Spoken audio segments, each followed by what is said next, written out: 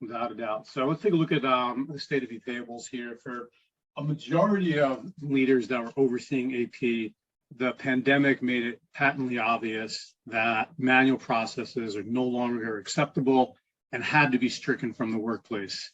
Like their coworkers, a vast majority of AP professionals were not raised with a work from anywhere spirit and the ability to work easily from remote locations. This was something new for many or most in AP from the survey responses that we received, as well as the clients that we interviewed, not the clients, but the respondents that we interviewed here. This obviously quickly changed for AP departments that relied on ePayable systems to drive the processing, the communication, and collaboration. But others who weren't automated had little to no choice, but still to rely on traditional in-person office environments to manage the AP workload. You know, who would have thought that AP workers would have been considered essential workers to the organization, 2 years ago? Not very many people, but when the pandemic hit, if you were in a manual system, those invoices were being sent paper via mail or to a fax or PDF that needed to be printed off and then typed in or scanned in. And the same thing for routing around invoices for approval. There's no systems in place, automated systems in place, and then the same thing took place on the payment side of the fence here. But what we saw was those organizations that thrived during the toughest of times in 2020 were the ones that had the highest levels of automation and also the highest levels of stakeholder engagement, which enabled them to have more agile and fluid responses to the uncertainty and to the challenges that arose here.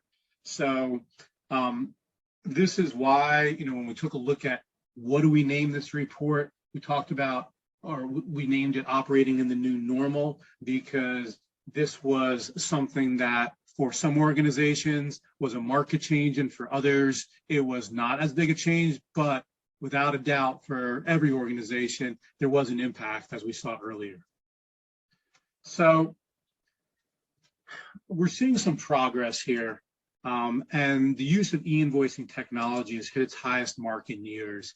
And we define e-invoices as, we're not talking about invoices that are PDF by a supplier and then sent and then had to be printed out and then rekeyed in or scanned. And that's not an e-invoice to us. That's really somebody who has offloaded the delivery of that invoice and made the printing of that and the entering that information, put the onus on the buying organization rather than the supplier. So we're talking about true e-invoices, so digital to digital connection there. So an invoice that is sent by a supplier in a format that can be ingested automatically. We've seen this reach its apex here, and 55% is the highest we've seen since we've been doing this survey. And while we're happy with the momentum that we're seeing here, we still obviously have a long way to go. This number is up 10% year over year. Last year, we were just over 50%. So now we're at 55. So 10% in any other year would be a huge increase. But given everything that's been going on, we really expected to see a higher number here.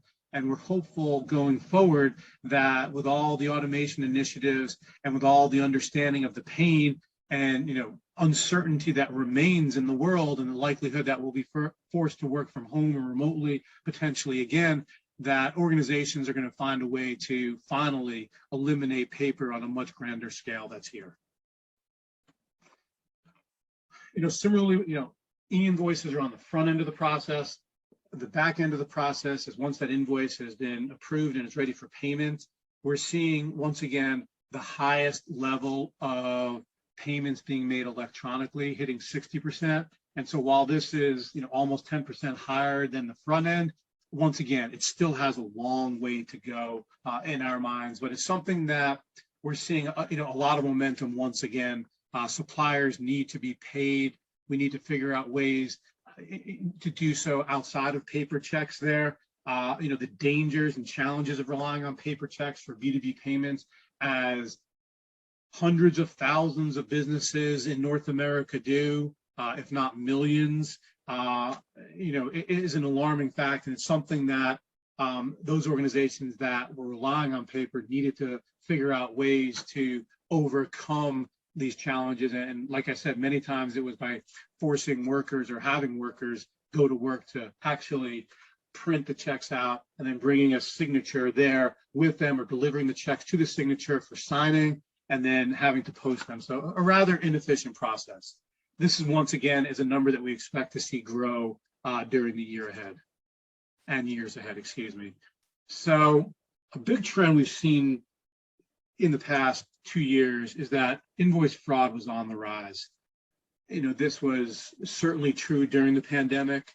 And unfortunately, as we know, when disaster occurs, there's criminals who look to capitalize on the fears and uncertainty that arise.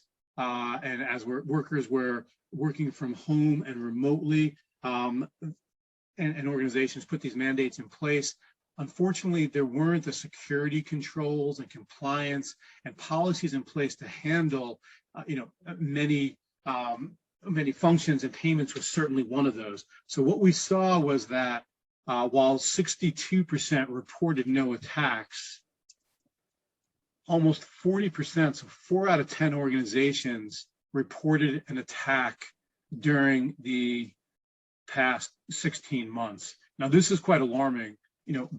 FBI data has also shown that the level of business email compromise and other fraudulent attack types have been on the rise in the past year, and it's reached new levels. So it's something that these attacks weren't all successful, but many of the participants in our member community that I spoke to expressed to me, concern, and also told me stories about how they were victims of fraudulent attacks. Some were successful, many weren't. Some were lucky, some were unlucky. I heard of one story. I talked to a health provider that was the victim of a fraud attack, and they brought in the local authorities and then ultimately the federal authorities, and they found out that organized crime was the one that was involved in this. And other times it was more local, not organized type criminals. But the point here is that fraud is on the rise, and if you don't have policies and procedures and technology in place to mitigate and to prevent and to alert to these attacks, you're putting yourself at risk. So this slide has a lot going on with it, but we wanted to talk about the levels of automation within AP, because many times you hear that some people say they're really automated and they've automated one part of the function or the other function. What we've seen here is that the levels of automation within AP vary quite significantly here. In green, we see those respondents that have fully automated those specific functions. In yellow, those were somewhat automated, so there's processes that are automated, but it's not a full straight through processing type scenario. And then in the red, we're looking at those that are manual and not automated at all. So there's quite a lot to digest here, but we can see is that there's a long way for AP to go. We've made some great strides, but there's still significant opportunity for automation. Scott, what jumps out on you on this slide?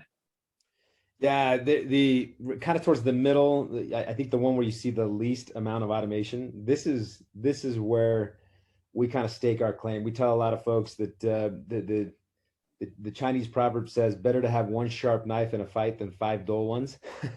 we tout ourselves as the sharp knife in accounts payable, and really the focus is eliminating the exceptions that typically are involved in AP automation, but more importantly, automating those exceptions.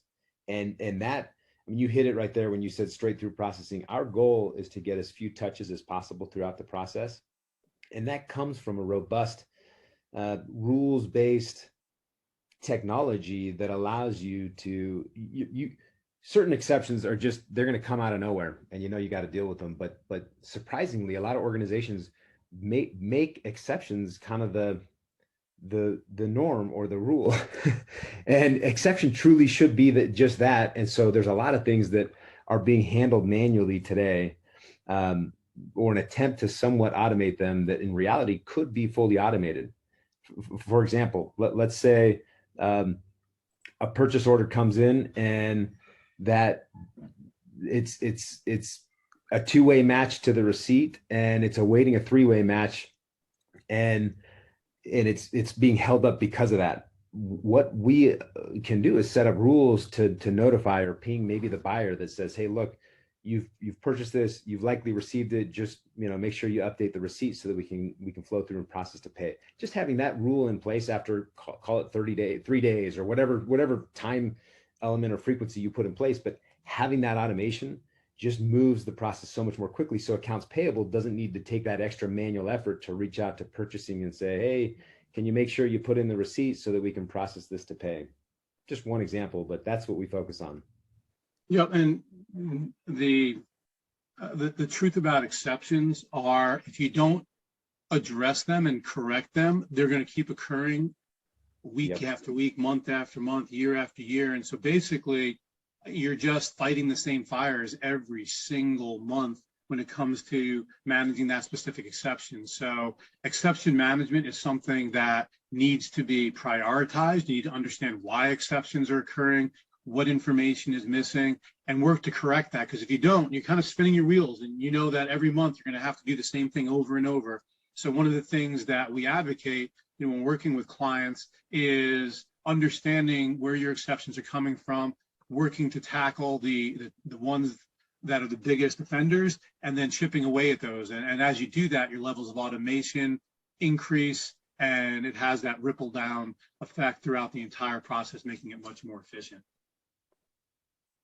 So while there's several insights to draw from the ePayables adoption numbers on the screen here, one major factor remains clear. More and more AP organizations are trusting and relying on technology to support their overall goals and objectives. This is in stark contrast to our not too distant past of 5, 10, 15 years ago, when this was not the case. Back when I first started working in AP in 2005, and I was in B2B payments, before that, there was really no way to share information within different departments. We've come a long way over that time period, and we're continuing to progress as a function, and more technologies being addressed, or more and more processes being addressed with technology within the AP and P2P functions here.